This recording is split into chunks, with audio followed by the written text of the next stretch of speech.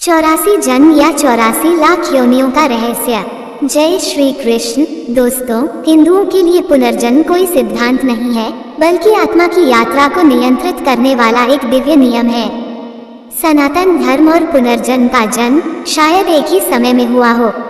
ये सिद्धांत हिंदू धर्म ग्रंथों में गहराई से निहित है और इसे दुनिया भर के करोड़ों लोग मानते हैं। हजारों सालों से पुनर्जन्म का विचार मानवता को आकर्षित करता रहा है। केवल एक धार्मिक सिद्धांत से परे पुनर्जन्म सनातन धर्म या शाश्वत जीवन शैली का आधार है।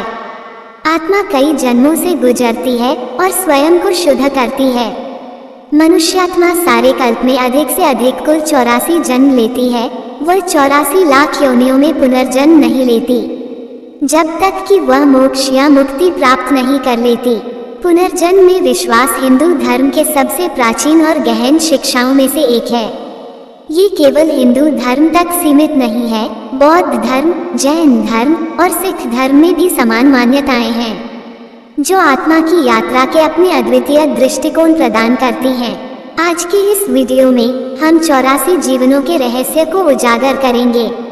प्राचीन ग्रंथों में कर्म के प्रभाव और मुक्ति के मार्ग की खोज करेंगे। हिंदू धर्म में पुनर्जन्म के प्राचीन इतिहास को जानेंगे। हिंदू धर्म में पुनर्जन्म का विचार उतना ही पुराना है जितना ये धर्म स्वयं, और यह वैदिक परंपराओं में गहराई से जुड़ा हुआ है। वेद, विशेष रूप से ऋग्वेद, आत्मा की शाश्वत यात्रा का सबसे पुराना संदर्भ माना जाता है। उपनिषद, जो वेदों के अंतिम भाग के रूप में जाने जाते हैं, पुनर्जन्म की अवधारणा में और गहराई से उतरते हैं और दार्शनिक ढांचे प्रदान करते हैं, जो बताते हैं कि आत्मा एक जीवन से दूसरे जीवन में कैसे स्थानांतरित होती है। भगवत गीता हिंदू धर्म के सबसे महत्वपूर्ण ग्रंथों में से एक है, जो पुनर्जन्म पर विस्तृत प्रकाश डालता है। एक महत्वपूर्ण क्षण में भगवान कृष्ण अर्जुन से कहते हैं, तुम और मैं कई जन्मों से गुजरे हैं। तुम उन्हें याद नहीं करते, परंतु मैं याद करता हूँ। यह उदाहरण ये दर्शाता है कि जहाँ अधिकांश मनुष्य अपने पिछले जीवन को भूल जाते हैं, वहीं कुछ दिव्य नर जैसे कृष्ण अपनी सभी पुनर्जन्म की स्मृति रखते हैं। वह जो पिछले जीवनों को याद करता है। यह अवधारणा केवल दिव्य आकृतियों तक सीमित नहीं है। इतिहास में ऐसे व्यक्ति भी हुए हैं जो अपने पूर्व जन्म की स्मृतियों को आश्चर्यजनक सटीकता से याद कर सकते थे। ये दुर्लभ आत्माएं ये प्रमाण प्रस्तुत करती हैं कि पुनर्जन्म केवल एक रहस्यमय विश्वास नहीं है, बल्कि एक सजीव वास्तविकता है। हिंदू धर्म अपने कई पौराणिक कथाओं के माध्यम से पुनर्जन्म के उदाहरण भी प्रदान करता है। महाभारत के भीष्म की कहानियों से, जिन्हें अपनी मृत्यु का समय चुनने का वरदान मिला था, रामायण के भगवान राम और उनके कई अवतारों तक ये कहानियाँ आत्मा की शाश्वत और परिवर्तनशील यात्रा की पुष्टि करती हैं। कर्म केवल एक नैतिक सिद्धांत नहीं है, बल्कि यह ब्रह्मांड को नियंत्रित करने वाला एक लौकिक नियम है। भगवत गीता समझाती है कि हर क्रिया की समान प्रतिक्रिया होती है। ये प्रतिक्रिया या कर्मफल आत्मा के विभिन्न जन्मों के साथ चलता है और उसके भविष्य के जीवन को आकार देता है। हिंदू दर्शन के अनुसार हर विचार, शब्द और क्रिया आत्मा पर एक छाप छोड़ते हैं। इन कार्यों के परिणाम हमारे अगले जीवन की परिस्थितियों को निर्धारित करते हैं। यदि किसी के कार्य पुण्य होते हैं तो वे चक्र में ऊपर उठते हैं, शायद एक उच्चतर लोक या अधिक जागरूक प्राणी के रूप में पुनर्जन्म लेते हैं। इसके विपरीत नकारात्मक कार्य एक निम्न जन्म की ओर ले जा सकते हैं। यहाँ तक कि एक पशु या कीट के रूप में भी कर्म ऋण की अवधारणा पुनर्जन्म के सिद्धांत में केंद्र है। हिंदू मानते हैं कि प्रत्येक जन्म आत्मा के लिए इस ऋण को चुकाने या और अधिक जोड़ने का एक अवसर होता है। एक व्यक्ति जो कठिनाइयों से भरा जीवन जीता है, वह अपने पिछले जन्मों के नकारात्मक कर्म का निवारण कर सकता है, जबकि एक समृद्ध जीवन का अनुभव करने वाला व्यक्ति अपने पिछले अच्छे कर्मों का फल भोग सकता है। कर्म का नियम पूर्ण और निष्पक्ष है। मानव न्याय प्रणाली के विपरीत कर्म पक्षपाती नहीं होता। ये बस आत्मा के साथ चलता है, ये सुनिश्चित करते हुए कि हर क्रिया का उसका उचित परिणाम मिले। 84 लाख योनियां उन 84 जीवन रूपों का प्रतिनिधित्व करती हैं। जिनमें आत्मा पुनर्जन्म ले सकती है। ये जीव रूपों की विशाल श्रृंखला पौधों और जानवरों से लेकर मनुष्यों और दिव्य जीव तक फैली हुई है। ग्रंथ इन जीवन रूपों को निम्नलिखित श्रेणियों में विभाजित करते हैं। जलीय प्राणी, जलचर 9 लाख प्रजातियां, जिसमें मछलियां और मोलस्का है। पक्षीराज 10 लाख प्रजातियां, जानवर पशु 30 लाख प्रजातियां, जिसमें स्तनधारी शामिल हैं। दोनों जंगली और पालतू, मनुष्य और दिव्य रूप, मनुष्य और देव 4 लाख प्रजातियां, जो उच्चतम चेतना अवस्था का प्रतिनिधित्व करती हैं। यह अवधारणा जो पुराणों में गहराई से निहित है, इस बात पर जोर देती है कि आत्मा इन सभी जीवन रूपों से गुजर सकती है, जो उसके संचित कर्मों के आधार पर निरंतर विकसित होती रहती है।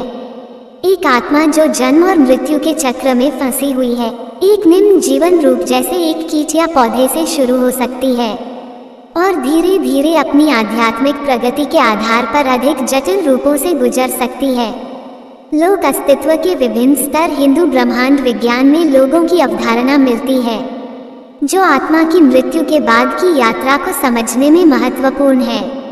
जब आत्मा भौतिक शरीर को छोड़ती है तो सूक्ष्म शरीर इन लोगों की यात्रा करता है, जिसे आत्मा के संचित कर्म द्वारा निर्देशित किया जाता है। 7 उच्च लोक और 7 निम्न लोक होते हैं, जो क्रमशः आध्यात्मिक या भौतिक अस्तित्व के विभिन्न स्तरों का प्रतिनिधित्व करते हैं। उपनिषद के अनुसार उच्च लोकों में शामिल है ब्रह्मलोक, सबसे उच्चतम लोक, जहां आत्मा मोक्ष प्राप्त कर सकती है। इंद्रलोक देवताओं का लोक, वरुण लोक ब्रह्मांडी जल का लोक। इसके विपरीत निम्न लोक जैसे पाताल लोक और रसाताल लोक पीड़ा के स्थान है, जहां नकारात्मक कर्मों से बोझिल आत्माएं अपने कर्मों के परिणामों को भोगती है। ये लोक भौतिक स्थान नहीं है, बल्कि आध्यात्मिक आयाम है।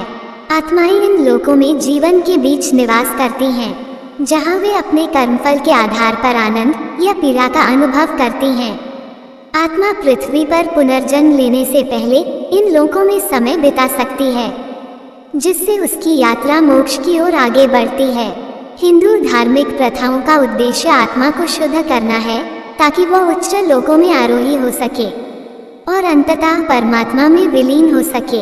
हिंदू धर्म ग्रंथ सिखाते हैं कि जब तक इच्छाएं बनी रहती हैं, आत्मा जन्म और मृत्यु के चक्र में बनी रहती है।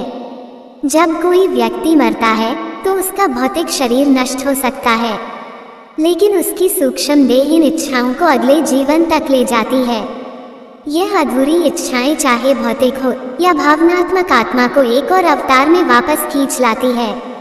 जैसा कि स्वामी विवेकानंद ने कहा, आत्मा अपनी इच्छाओं को पूरा करने की तलाश में है और ये तब तक भौतिक संसार में वापस आती रहेगी जब तक सभी इच्छाएं समाप्त नहीं हो जाती।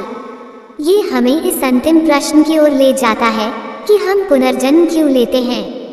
हिंदू धर्म के अनुसार हम अपनी शेष इच्छाओं को पूरा करने, कर्म के पाठ को सीखने और आध्यात्मिक रूप से विकसित होने के लिए पुनर्जन्म लेते हैं। मुक्ति का मार्ग इन इच्छाओं को वैराग्य और आध्यात्मिक अनुशासन के मार्ग से दूर करने में निहित है। आधुनिक विज्ञान जैविक विकास पर ध्यान केंद्रित करता है, जबकि हिंदू धर्म आध्यात्मिक विकास पर जोर देता है। प्रत्येक जीवन रूप छोटे से छोटे कीट से लेकर सबसे उच्चतम देवता तक आध्यात्मिक प्रगति के एक अलग चरण का प्रतिनिधित्व करता है। अष्टांग योग के संस्थापक महर्षि पतंजलि बताते हैं, पुनर्जन्म की प्रक्रिया के माध्यम से एक प्रजाति से दूसरी में परिवर्तन को संदर्भित करता है। यह विचार यह संकेत देता है कि आध्यात्मिक प्रगति जैविक विकास को प्रभावित करती है। जैसे जैसे आत्मा स्वयं को शुद्ध करती है, वह उच्चतर जीवन रूपों में जाती है। दोनों आध्यात्मिक और भौतिक रूप से विकसित होती है। यह विकास ये भी समझाता है कि मोक्ष प्राप्त करने वाली अधिक आत्माओं के बावजूद मनुष्यों की संख्या बढ़ती क्यों जा रही है। जैसे आत्माएं जीवन रूपों से मानव रूपों में विकसित होती हैं, वे अपने भीतर दिव्य चिंगारी लेकर आती हैं, जो सभी प्राणियों में भगवान की सर्वव्यापकता पर और जोर देती है। हिंदू धर्म में पुनर्जन्म के बारे में रोचक तथ्य, पुनर्जन्म वास्तव में कैसे होता है, ये जानने के लिए आपको पुनर्जन्म के बारे में ये 7 रोचक तथ्य जानने चाहिए। 1. अधूरी इच्छाओं की स्थिति में पुनर्जन्म। यदि कोई व्यक्ति कई अधूरी इच्छाओं के साथ मरता है तो आत्मा भूत का रूप धारण कर लेती है। यह आत्मा तब तक आध्यात्मिक और भौतिक संसार के बीच घूमती रहती है जब तक कि इच्छाएं पूरी नहीं हो जाती। 2. मृतक के सिर पर मारना, क्योंकि आत्मा अमर होती है।